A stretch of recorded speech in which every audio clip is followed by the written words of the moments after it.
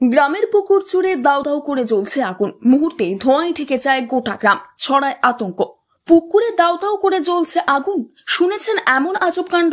জানেন কোথায় ঘটলো এরকম ঘটনা? পুকুরের জলে জ্বলছে দাউ দাউ করে আগুন, কালো ধোঁয়ায় ঢেকে যায় পুরো এলাকা। আতঙ্কিত হয়ে পড়েন এলাকার বাসিন্দারা। মঙ্গলবার হঠাৎই ভাতার থানার কালুত্তক গ্রামের একটি পুকুরে দাউ দাউ করে আগুন জ্বলতে দেখেন গ্রামবাসীরা। মুহূর্তের মধ্যেই কালো ধোঁয়ায় ঢেকে যায় পুরো গ্রাম। আগুনের লেলিহান শিখা দেখে আতঙ্কিত হয়ে পড়েন গ্রামবাসীরা। খবর দেওয়া হয় দমকলে। ঘটনাস্থলে পৌঁছে দমকলের একটি ইঞ্জিন আগুন নিয়ন্ত্রণে আনে। ঘটনাস্থলে আসে ভাতার থানার পুলিশও।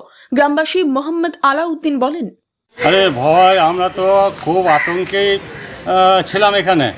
এখানে আমাদের যে একটা লরি পাল্টা খেয়ে গিয়েছিল, সেই কেমিক্যালের গাড়ি, সেই গাড়িটা ওইখানে তেলগুলো সব পড়ে যায় গোটা পুকুরটা। কতদিন আগে?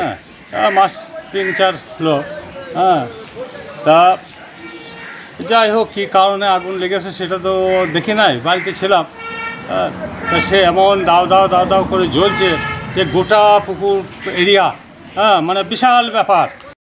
কিন্তু পুকুরে হঠাৎ করে আগুন জ্বলে উঠল কেন? স্থানীয় মানুষদের অনুমান, প্রায় 3 মাস আগে পুকুরটিতে একটি তেলের ট্যাঙ্কার উল্টে গিয়েছিল।